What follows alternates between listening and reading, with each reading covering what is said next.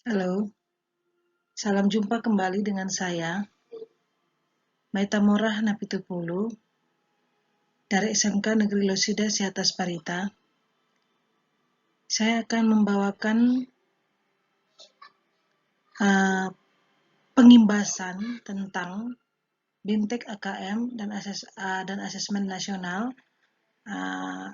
Video pembelajaran ini saya tujukan kepada Bapak Ibu Guru SMK Negeri Losida beserta murid-murid yang saya terkasih, siswa-siswi SMK Negeri Losida, dan Bapak Ibu Guru yang ada di seluruh Indonesia.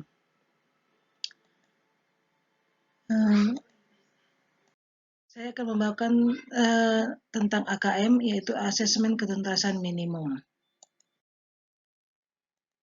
Asesmen Nasional dan AKM. AKM adalah, apa itu AKM? AKM adalah Asesmen Ketuntasan Minimum. AKM adalah penilaian kompetensi mendasar yang diperlukan semua murid untuk mampu mengembangkan kapasitas diri dan berpartisipasi positif pada masyarakat. Jadi murid harus bisa berpartisipasi positif pada masyarakat. Nah, ini dinilai dari penilaian kompetensi mendasar dari AKM. Nah, kompetensi mendasar apa yang dinilai dari seorang siswa ketika dia ada menghadapi masalah di masyarakat atau menghadapi sesuatu hal di masyarakat, yaitu kompetensi literasi membaca dan literasi matematika atau numerasi. Nah, apa itu asesmen nasional? Asesmen nasional adalah program penilaian terhadap mutu setiap sekolah, madrasah, dan program kesetaraan pada jenjang dasar dan menengah. Analisis nasional ini diterapkan untuk mengevaluasi kinerja dan mutu sistem pendidikan suatu sekolah. Nah, hasil asesmen nasional itu tidak memiliki konsekuensi apapun pada pencapaian proses belajar siswa, tetapi hasil asesmen nasional ini memberikan umpan balik untuk tindak lanjut pembelajaran dan kompetensi siswa. Kemudian, keberhasilan satu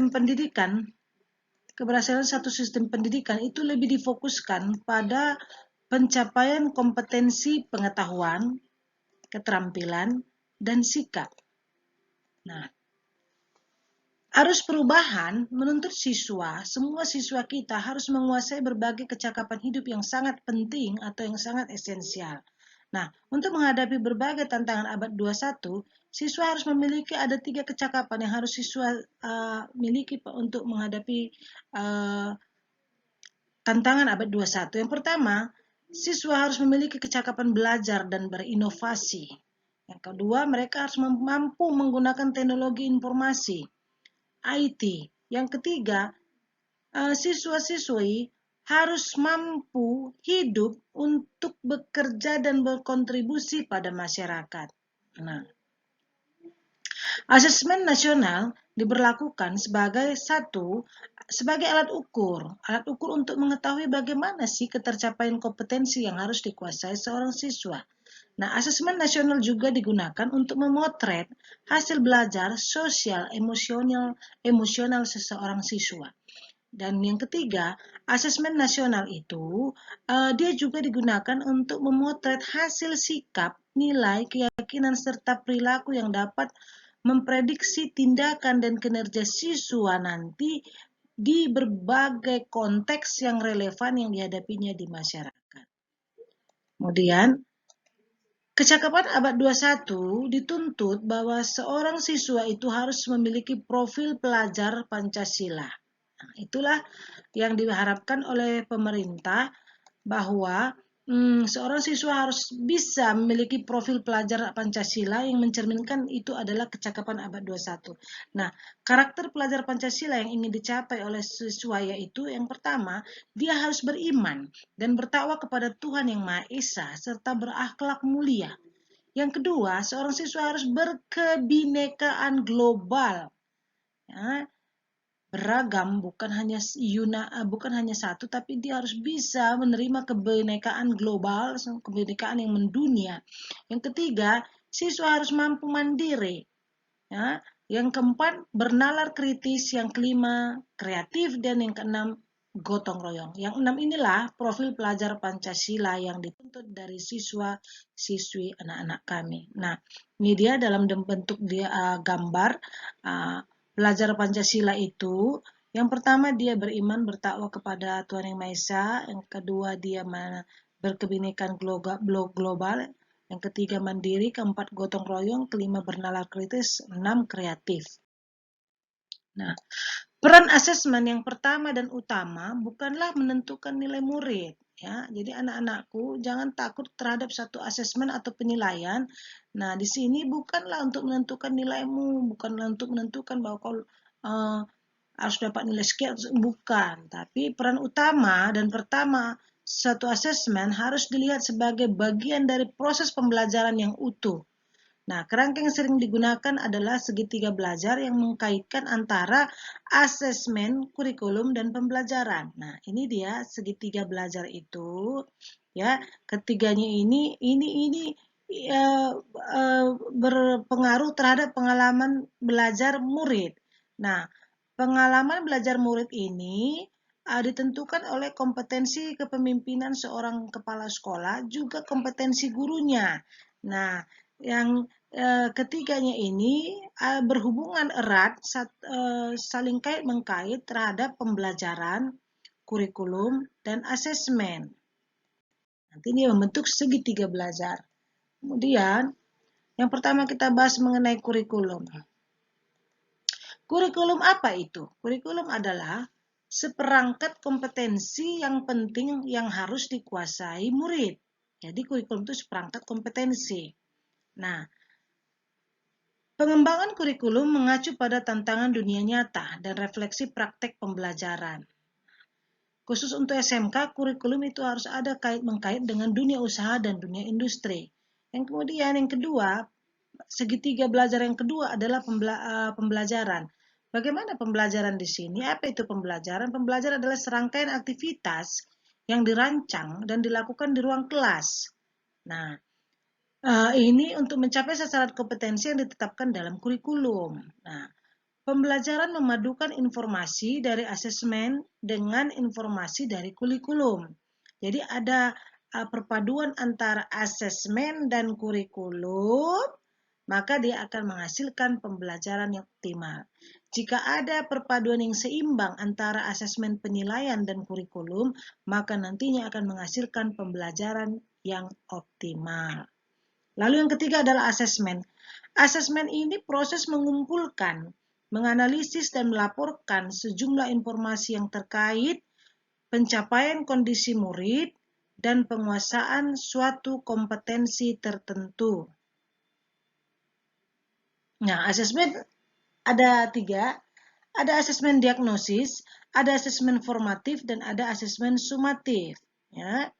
Asesmen diagnosis adalah asesmen di awal. Jadi dia di awal untuk merancang strategi pembelajaran. Sedangkan asesmen formatif adalah dilakukan itu di sepanjang proses belajar untuk melakukan perbaikan dan penyesuaian pembelajaran. Asesmen sumatif adalah itu dilakukan di akhir untuk menentukan level penguasaan kompetensi seorang murid. Nah, masuk kita kembali. Ada dua kompetensi yang mendasar yang diukur dalam asesmen kompetensi minimum, yaitu literasi membaca dan numerasi. Asesmen literasi membaca untuk tingkat SMK. Literasi membaca ini adalah merupakan kompetensi yang paling mendasar yang ingin dievaluasi dalam asesmen kompetensi minimum. Literasi baca dan tulis adalah pengetahuan dan kecakapan untuk membaca, menulis, mencari, menelusuri, mengolah, dan memahami informasi untuk menganalisis, menanggapi, dan menggunakan teks tertulis untuk mencapai tujuan, mengembangkan pemahaman dan potensi, serta untuk berpartisipasi di lingkungan sosial. Itulah dia literasi membaca. Numerasi juga begitu, dia berhubungan dengan data-data, angka-angka yang dapat digunakan siswa kalau dia menghadapi satu masalah dalam kehidupan, dia bisa menggunakan kompetensi numerasinya. Nah, komponen asesmen kompetensi minimum literasi membaca itu dapat dilihat dari segi konten, proses kognitif, dan konteks. Nah, dari konten, dia berisi tentang teks informasi dan teks fiksi. Teks informasi adalah teks yang bertujuan untuk memberi fakta, data, dan informasi dalam rangka pengembangan wawasan serta ilmu pengetahuan yang bersifat ilmiah. Sedangkan teks fiksi adalah teks yang bertujuan untuk memberikan pengalaman, mendapatkan hiburan, menikmati cerita, dan melakukan perenungan kepada pembaca. Sedangkan proses kognitifnya di sini seorang siswa itu berusaha harus menemukan informasi, juga interpretasi dan integrasi dan mampu mengevaluasi dan refleksi. Nah, dalam menemukan informasi, siswa itu harus mencari, mengakses, serta menemukan informasi tersurat dari satu wacana. Sedangkan interpretasi dan integrasi memahami informasi tersurat maupun tersirat, memadukan interpretasi antar bagian teks untuk menghasilkan inferensi. Nah, bagaimana dievaluasi dan refleksi? Seorang siswa itu harus mampu menilai kredibilitas, kesesuaian maupun keterpercayaan teks, serta mampu mengaitkan isi teks dengan hal lain di luar teks. Nah, berbicara tentang konteks, di sini konteks berhubungan dengan personal, sosial, budaya, dan saintifik. Nah, dalam segi konteks personal, ini berkaitan dengan kepentingan diri secara pribadi. Sedangkan yang berhubungan dengan sosial budaya, ini berkaitan dengan kepentingan antar individu, budaya, dan isu masyarakat. Nah, saintifik ini berkaitan dengan isu, aktivitas, serta fakta ilmiah baik yang telah dilakukan maupun yang futuristik. Nah, pada tingkat SMA SMK terdapat dua level pembelajaran, yaitu pada level pertama, level pembelajaran pertama untuk kelas 9 dan kelas 10, sedangkan pada level pembelajaran 2 itu untuk kelas 11 dan 12. Nah, pada level pembelajaran pertama, siswa akan belajar sesuai tingkat kognitif pada literasi membacanya. Sedangkan yang berikutnya, siswa menggunakan konten yang terus meningkat sesuai dengan jenjangnya.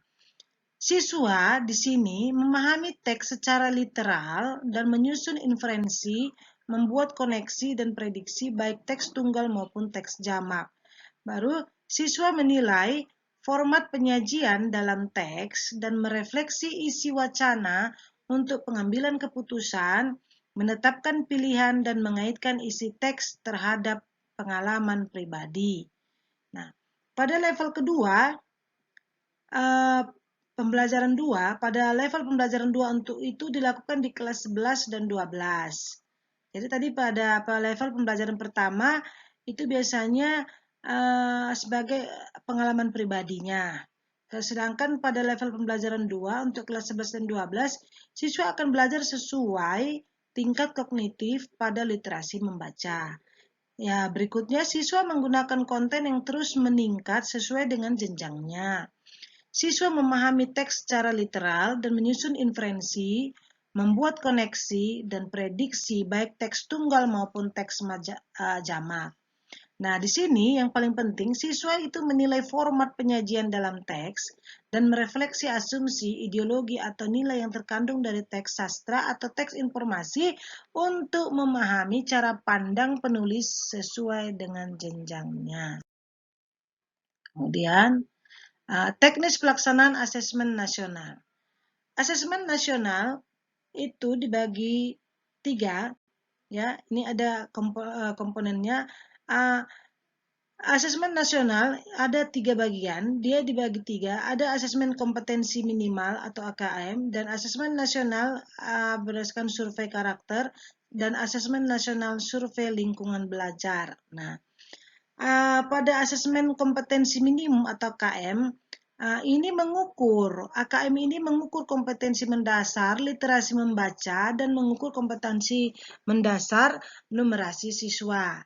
Dan sedangkan survei karakter ini mengukur nilai, sikap, Ya, mengukur sikap, nilai, keyakinan, dan kebiasaan yang mencerminkan karakter siswa.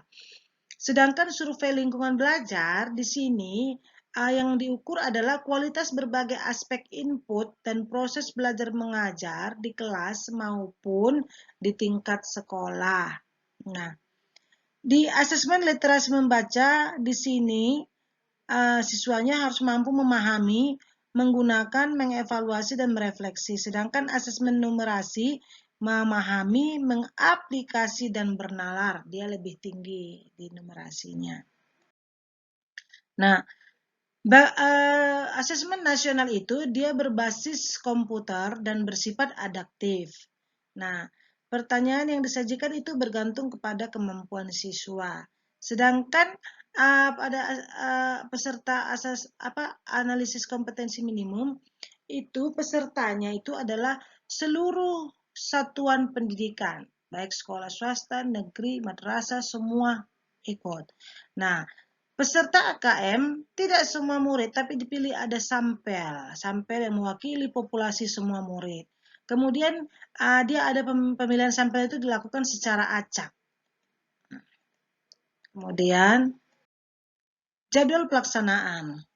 Kita bahas untuk SMK, SMA atau MA dan paket C atau Ulia.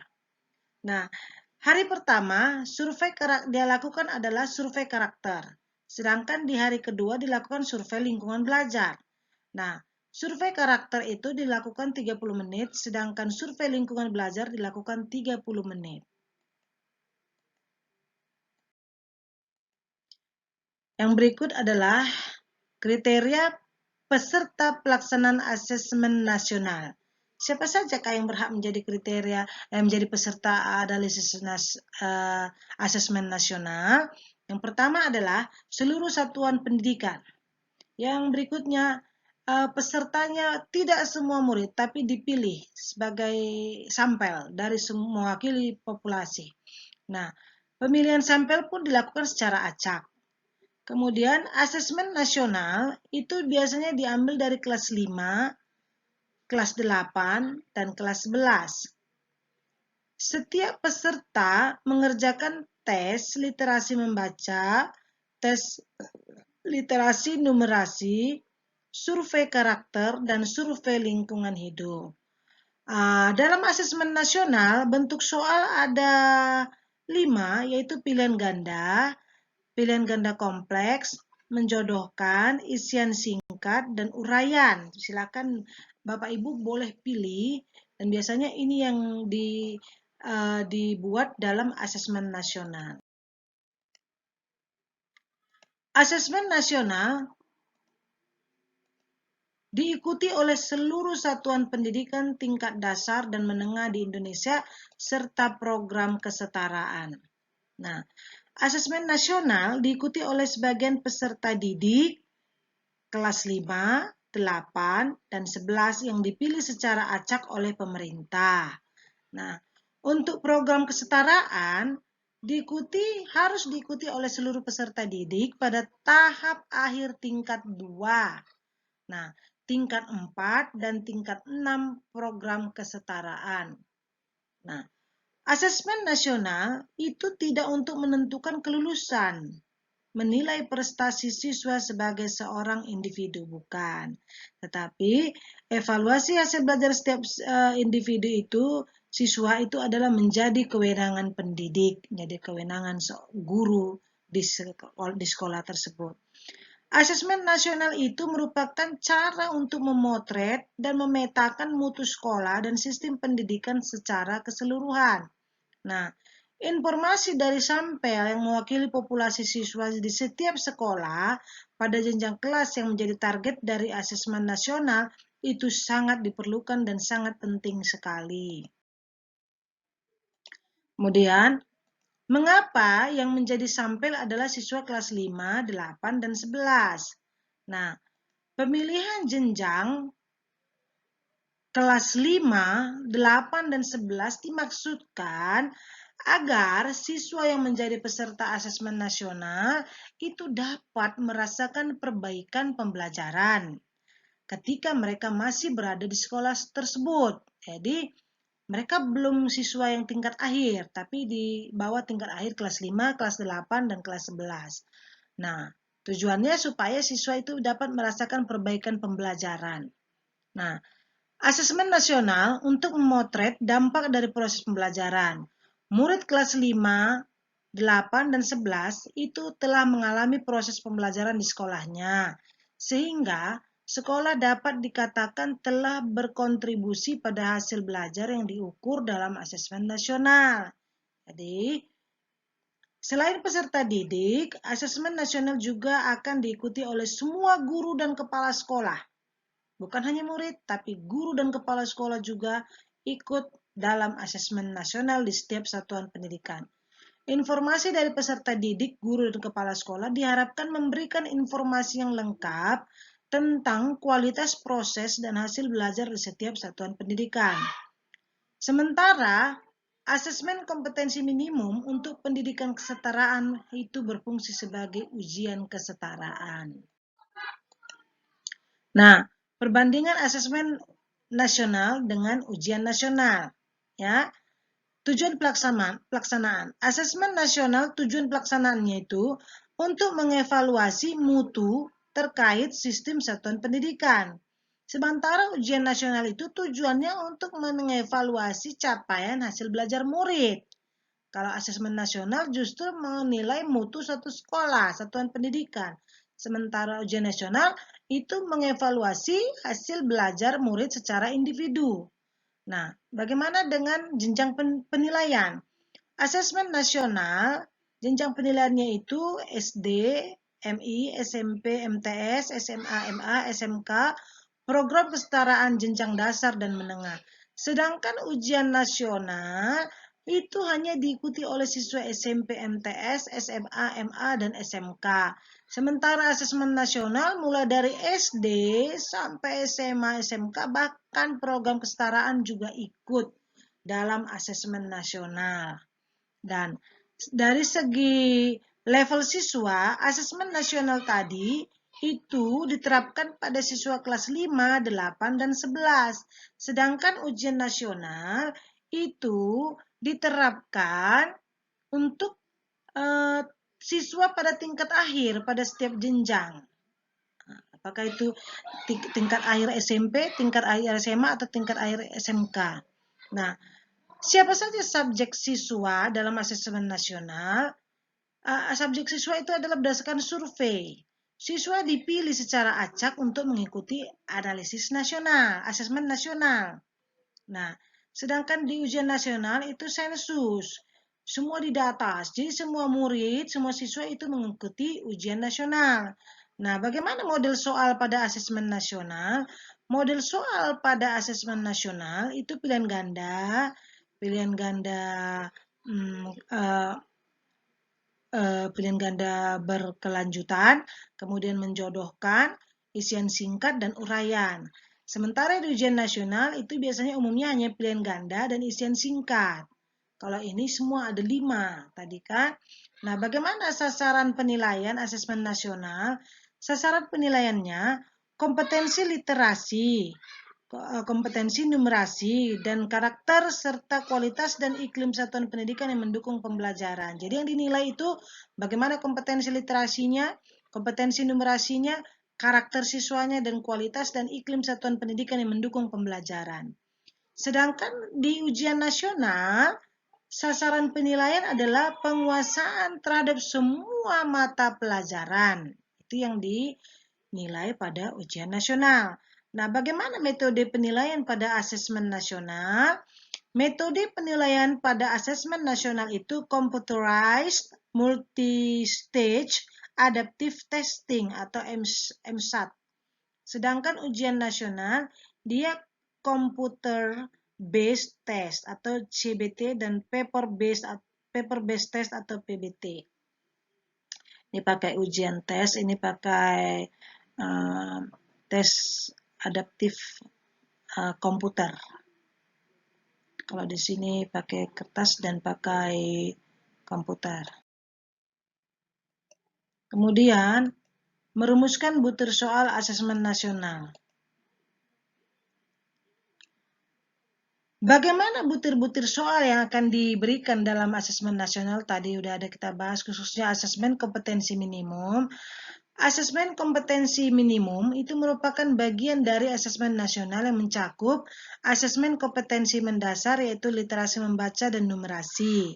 Ini tadi dia. Asesmen literasi membaca itu memahami, menggunakan, mengevaluasi, dan merefleksi. Sedangkan asesmen numerasi memahami, mengaplikasi, dan bernalar. Nah, bentuk soal asesmen nasional AKM adalah pilihan ganda kompleks menjodohkan isian singkat dan uraian. Nah, di pilihan berganda, ini siswa memilih satu saja jawaban yang benar dari satu soal. Nah, sedangkan pilihan ganda kompleks itu siswa memilih lebih dari satu jawaban benar. Ya, pilihan ganda kompleks siswa memilih lebih dari satu jawaban benar dalam satu soal. Bisa ada 2 atau 3 jawaban yang benar dalam satu soal. Yang berikutnya, yang ketiga adalah bentuk soalnya menjodohkan. Nah, siswa menjawab dengan cara menarik garis dari satu titik ke titik lainnya yang merupakan pasangan pertanyaan dengan jawaban. Mana pertanyaannya, mana jawabannya. Nah, tarik satu garis dari satu titik ke titik, yang mana titik pertanyaan dan titik jawaban. Harus siswa bisa menjodohkannya. Nah, yang berikutnya adalah bentuk soal isian singkat. Siswa dapat menjawab berupa bilangan, kata, untuk menyebutkan nama benda, tempat, atau jawaban pasti lainnya. Nah, isian singkat ini adalah berupa jawaban pasti yang singkat. Nah, sedangkan bentuk soal yang kelima adalah uraian. Siswa menjawab soal berupa kalimat-kalimat yang untuk menjelaskan jawabannya. Nah, murid kelas 5 mengerjakan dalam AKM, murid kelas 5 mengerjakan 30 butir soal kompetensi literasi membaca dan 30 butir soal dalam kompetensi numerasi. Nah, siswa kelas 5, kelas 8, dan kelas 11 ini mereka mengerjakan masing-masing 36 soal literasi membaca dan 36 soal kompetensi numerasi. Jadi beda, yang di kelas 5 30, yang di kelas 8 dan 11 36 jumlah soalnya. Nah, AKM dilaksanakan secara adaptif. Jadi setiap siswa menempuh soal yang sesuai dengan tingkat kemampuan siswa itu sendiri. Ya. Analisis kompetensi minimum itu mengukur kompetensi mendasar yang perlu dipelajari semua siswa tanpa membedakan peminatannya. Lalu seluruh siswa mendapat soal yang sama untuk mengukur kompetensi yang sama. Lalu keunikan konteks beragam materi kurikulum lintas mata pelajaran dari peminatan tercermin dalam ragam stimulus soal-soal AKM. Jadi soal-soal AKM itu bersifat adaptif dan dia mengukur kompetensi mendasar yang perlu dipelajari semua siswa. Lalu siswa mendapat soal yang mengukur kompetensi yang sama. Nah, kemudian keunikan konteksnya dalam soal AKM itu dia beragam materi kurikulum, dia lintas mata pelajaran. Apa yang terjadi setelah asesmen kompetensi minimum AKM dilaksanakan? Yang dilakukan adalah masuk pada tahap lanjutan, yaitu tahap pelaporan hasil asesmen. Analisis kompetensi minimum itu dirancang untuk memberikan informasi mengenai tingkat kompetensi dasar siswa, berupa kompetensi literasi membaca dan numerasi. Nah, dari laporan hasil asesmen kompetensi tersebut, satuan pendidikan pasti dapat melihat bagaimana tingkat penguasaan kompetensi siswanya.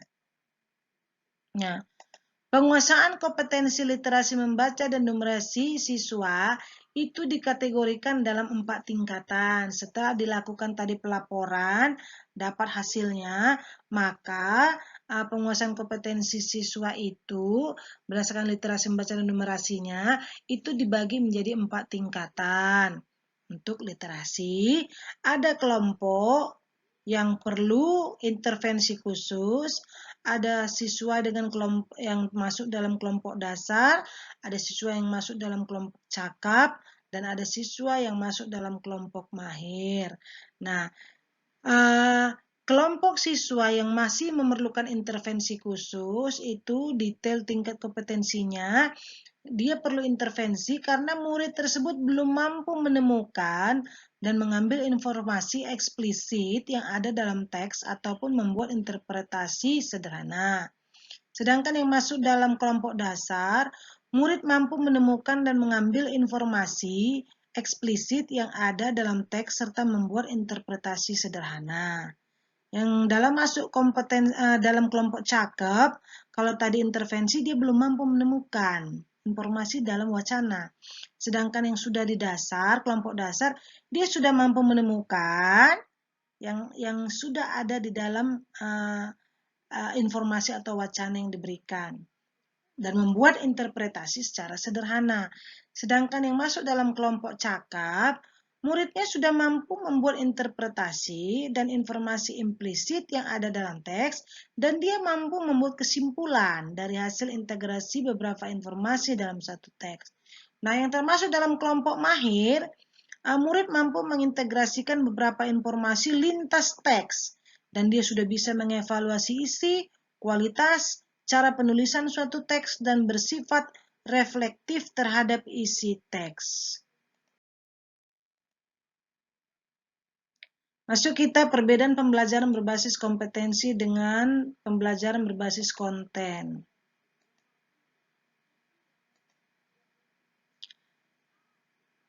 Untuk mencapai kompetensi siswa dan peningkatan mutu pendidikan, maka praktek pembelajaran pun sedikit demi sedikit harus berubah dari pembelajaran yang berbasis konten itu menuju pembelajaran yang berbasis kompetensi.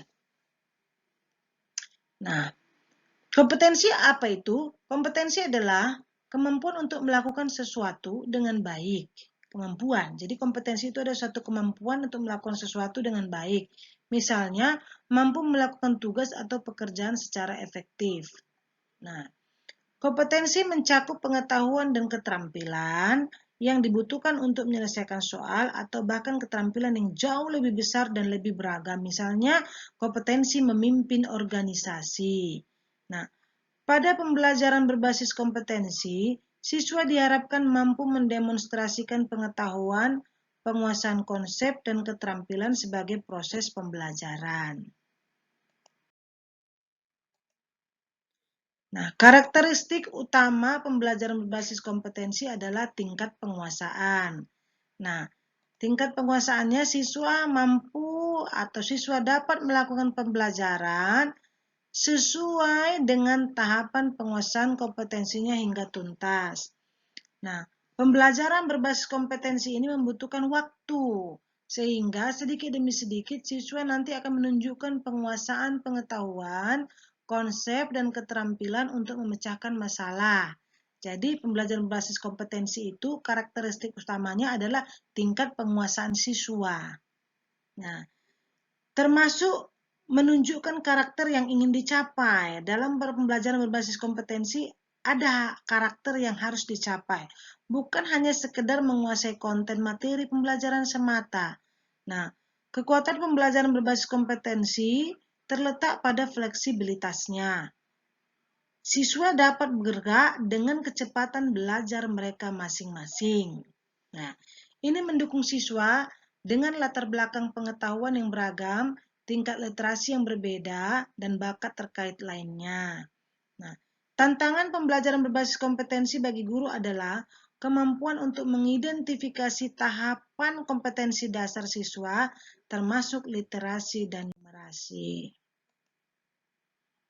Nah, ini dia perbedaan pembelajaran berbasis kompetensi dengan pembelajaran berbasis konten atau isi. Nah, kalau pembelajaran berbasis kompetensi, dia itu berpusat pada kebutuhan. Kalau berbasis konten, dia berpusat pada materi pembelajaran.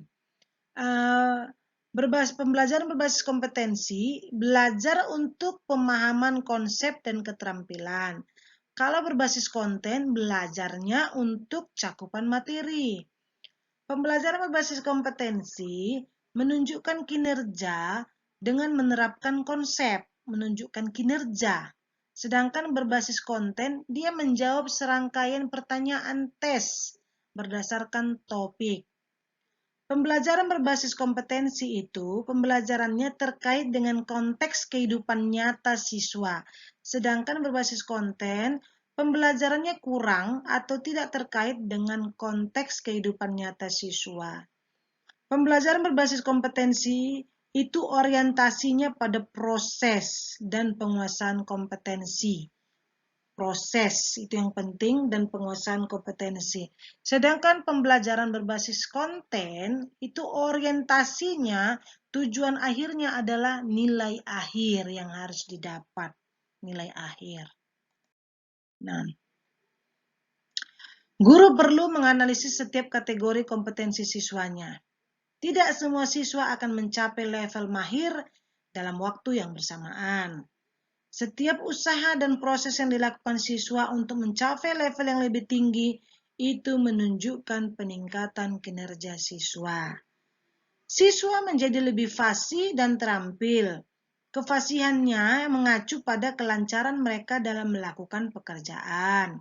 Nah, keterampilan mengacu pada kemampuan untuk beradaptasi dan bereaksi terhadap situasi baru untuk bergerak dengan cepat berdasarkan informasi baru.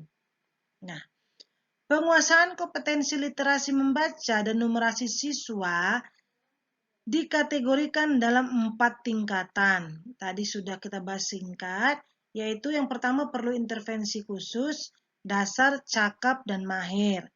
Bagaimana yang perlu intervensi khusus itu? Yang perlu intervensi khusus itu kebutuhan sebagai pemula, siswa biasanya memiliki persyaratan pembelajaran yang sama dan perlu mempelajari keterampilan dan konten yang sama.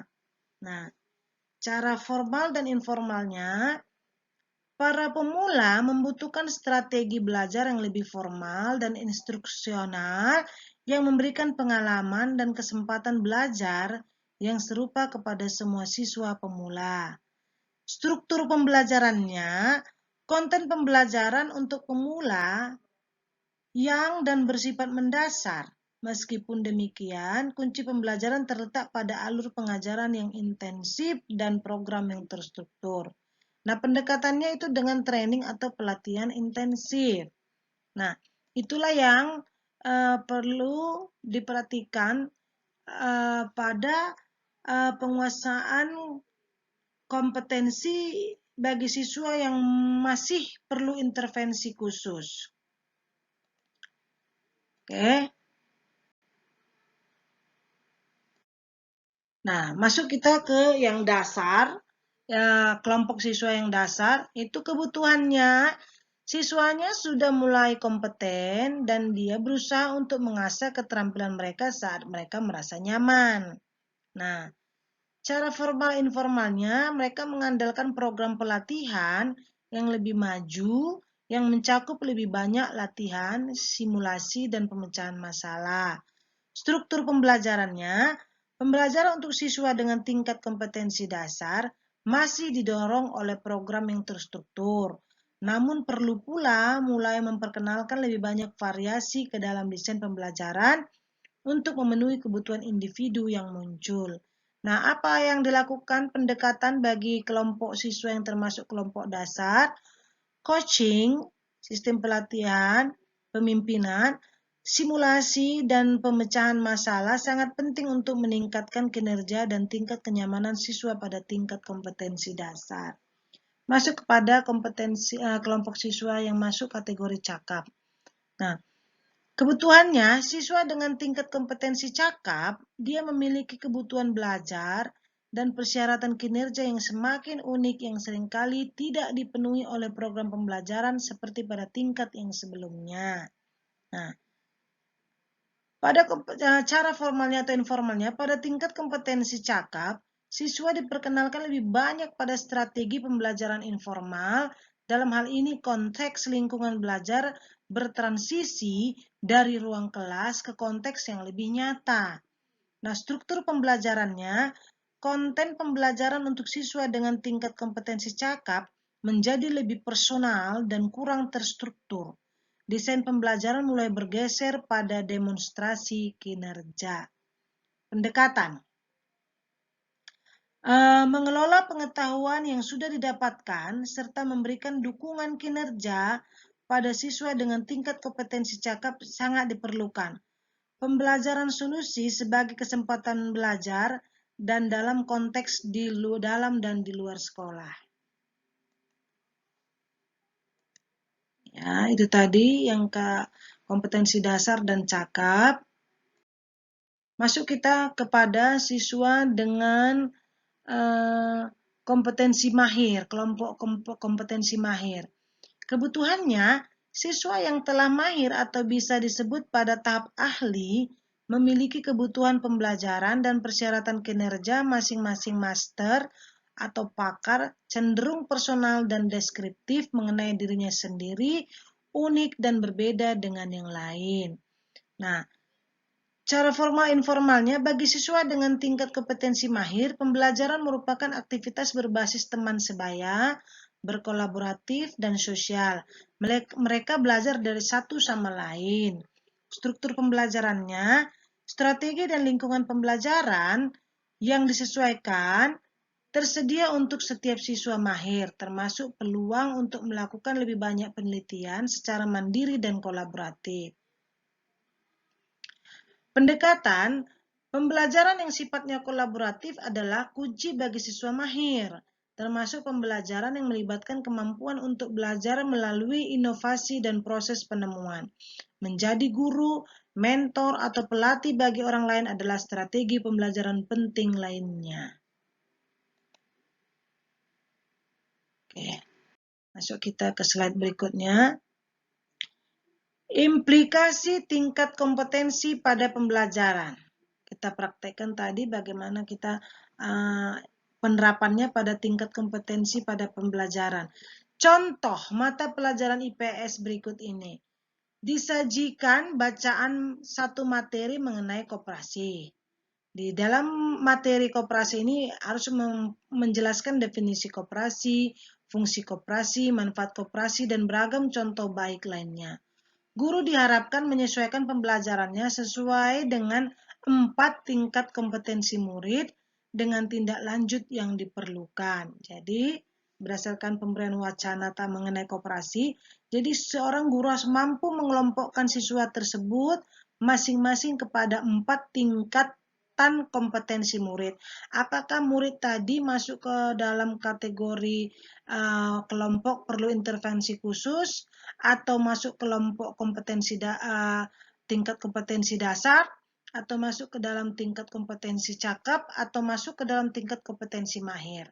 Nah, bila sudah dapat misalnya yang pertama, murid di tingkat perlu intervensi khusus, dia belum mampu memahami isi bacaan tentang koperasi.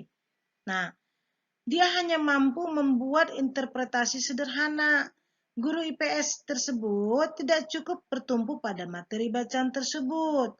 Tetapi, murid perlu diberi bahan belajar lain secara audiovisual dan pendampingan khusus. Jadi, seorang guru IPS-nya itu ya, dia perlu memberikan bahan belajar lain secara audiovisual dan pendampingan khusus bagi muridnya yang masuk dalam tingkat kompetensi perlu intervensi khusus.